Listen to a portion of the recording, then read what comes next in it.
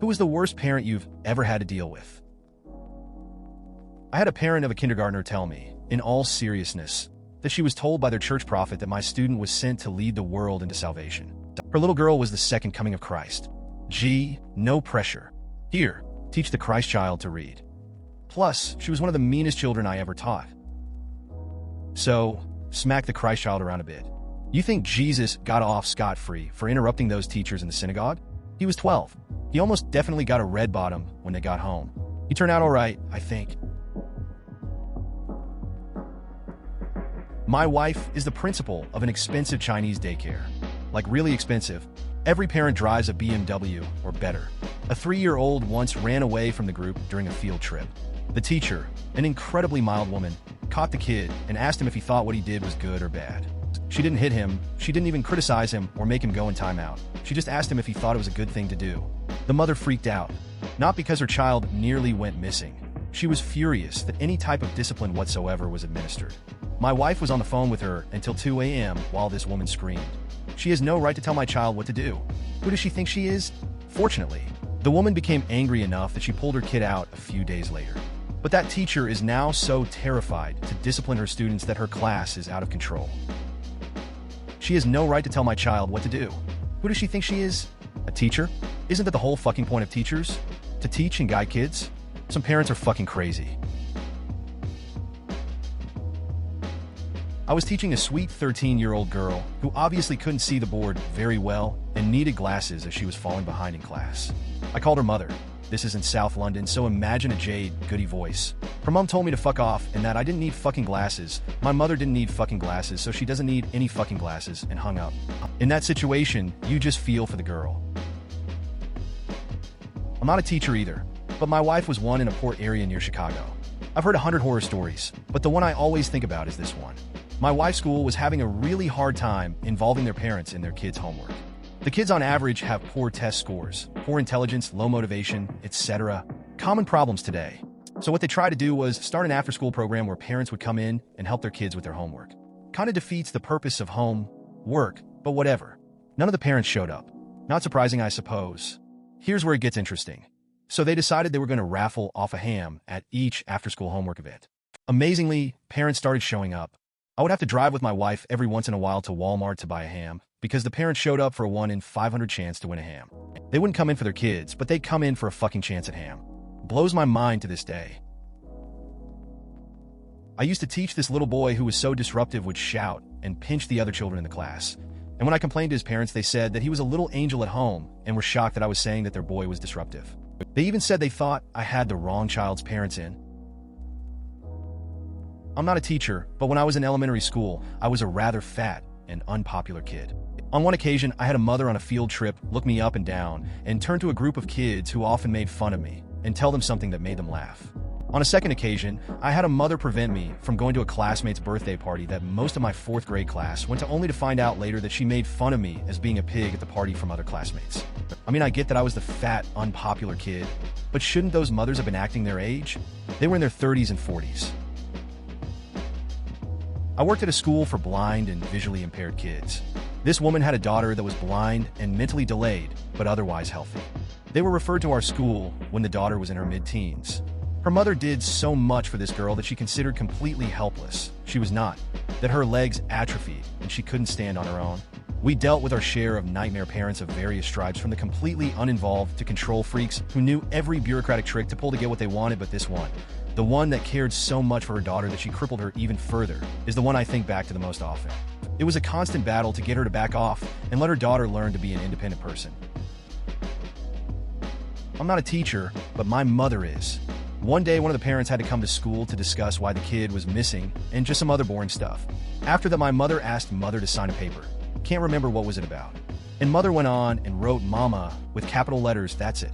P.S. Mama equals mother in my language. I'm a lifeguard, so there are a lot of rules I have to follow to actually keep my job. This little boy cut his foot on a seashell and only required a band-aid, so I patched him up and went on with my day. 5 minutes later, his mother comes over, literally dragging the kid through the sand, and cursed me out for putting a band-aid on him without telling her. Proceeded to call my boss and curse him out as well. TLDR, Mom's a psycho. I was working in Saudi Arabia about 8 years ago, and I had one kid who was the cousin of someone who was the cousin's cousin of the Prince of Saudi Arabia.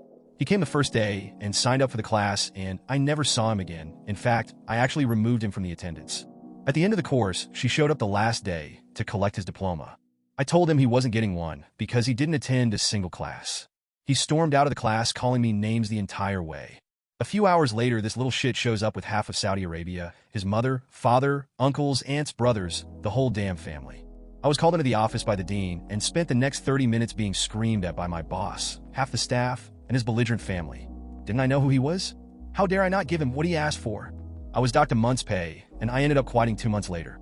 Oh, and he graduated the class. With honors, of course. Well, I am not teacher, but my girlfriend is teaching French and Czech language on one lyceum with higher class students, kids of politicians, actors, etc. And one day, they had an issue of cyberbullying. One of the kids was sending messages over Facebook with sexual proposals, from oral sex requests to raping threats. Well, the girls were scared, printed the conversation, and brought it to school. When the parents were invited, they protected the kid by saying that the conversation is faked and that they will call their layer if this issue is not immediately stopped. Also, IRC, they were sponsors of the school, so that makes it even harder. But in the end, they gave him some official warning and bad evolution of behavior. Still, kids of rich assholes are assholes. A parent created an extremely extensive treatise on how the traditional methods of grading should be scrapped. They ended up emailing it to every staff member in the school. They did not, however, ever address the fact that their child did not turn in a single homework assignment between December and June. I'm a new teacher, so not a huge well to draw from. But we had a parent-teacher conference this year with the parent of a kid who was and is failing abysmally. In that meeting, the father of the student said that he knows exactly what us teachers are dealing with and going through because he took education classes at a community college so he could learn what teachers learn. I looked at a coworker of mine in the meeting and had to hold back a laugh. The way he said it was so condescending, it was almost funny. That was 4 months ago, and the student hasn't improved, and the dad won't answer emails. I had a parent call me because I took away her daughter's iPad. She was 8 and telling the other students that if they didn't own an iPad, it's because either their parents are poor or didn't love them. The mom came in, and before she meeting could get underway, her phone rang. She didn't excuse herself and began having a business meeting right in front of me. She even got out her iPad to take notes with her super long fingernails tapping on the glass. When she was done, she thanked me for everything and left. This is easy. This was over 35 years ago. I once had twin girls in my sophomore general business class. They were nice girls, didn't talk much. It didn't take me long to realize that they were struggling. They never completed any quizzes or tests, just returned the papers blank. No homework. I tried contacting the parents, couldn't reach them. Talked to the principal, the counselor, the social worker. No luck. Finally, I went to the house. The girls were there alone, said their mother was at the store. I stopped back at the house a couple of times later in the week. Still nothing. Eventually, the girls didn't show up in class, and the principal said they had left school. I never met this parent, but she was definitely the worst one I ever had to deal with. When I was in high school, we had open house. I was in student council, so I was helping out. The best American history teacher in the school happened to be Muslim, and he was one of the nicest men I've ever met. One of the parents said, "You are the one teaching my kids? Can you recite the preamble for me?" And he did in an instant. The man said, "You'll burn this school to the ground before my kid gets 1 year of history out of you." The teacher smirked and said, "It's not people like me that destroy this nation. It's people like you. Greatest thing ever."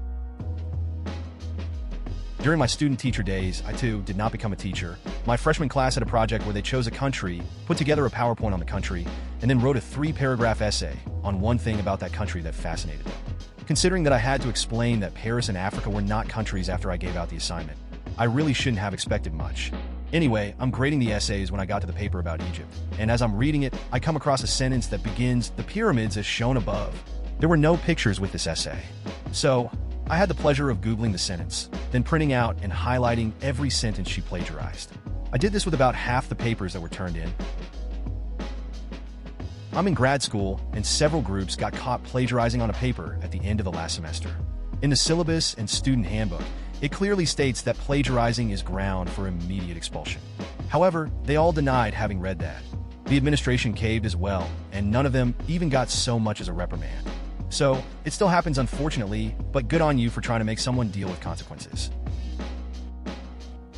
If that was my kid, I would force them to rewrite the assignment by hand, none of this computer shit, and resubmit it. And then it's up to the teacher whether to give partial credit or not. If not, tough shit. Of course, that being said, I would hope I would raise a kid who knew stealing was wrong to begin with.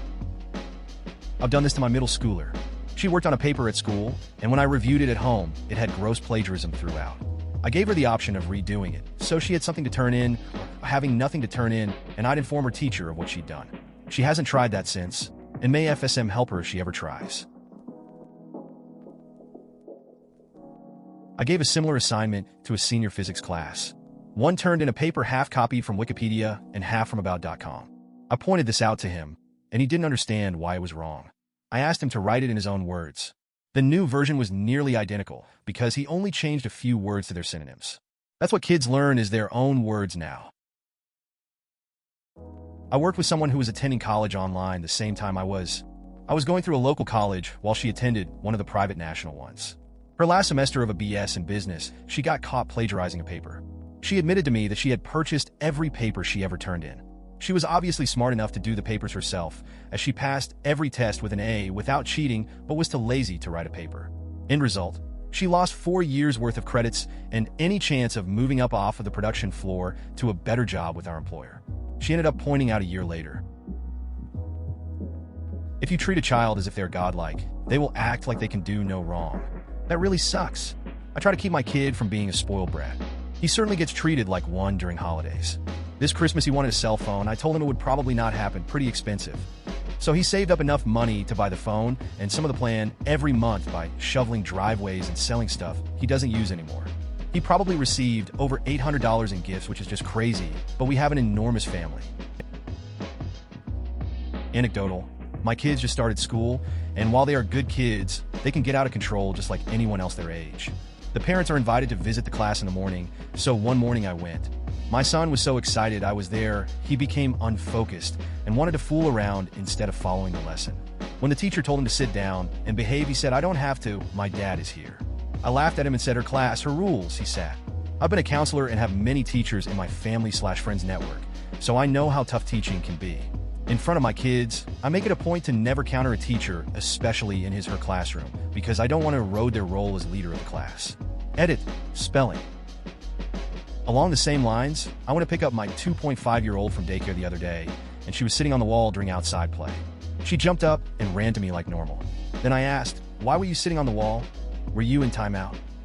The teacher said that indeed, she had been not listening and throwing sand. The look of shock on my toddler's face when I made her go back into timeout was priceless. Then I had her apologize to the teacher. It makes me sad how shocked the teacher looked. Must not happen very often that parents back them up. Sad face. I feel like this issue is getting worse every time. Overprotective parents that think that doing this for their children will help them somehow. Not so long ago, when you got in trouble, it was your ass on the line. You had to deal with it, and that taught everyone a little something I like to call responsibility. Nowadays, if a student gets low grades, parents will go to school and barrage the teacher, asking them why their son is failing and whatnot. Not only are you being an asshole to someone who most of the time wants to see your child succeed as much as you do, but you're being a lousy parent as well. Talk to him about sports. Sports are possibly the best thing that can happen to him right now. If his mom wanted to spend time with him, she would be. If she loses her job, best case scenario, she spends time with him. Most likely scenario, she keeps going out and leaves him home alone. Worst scenario, she takes it out on him. Right now, talk to him about joining the soccer team.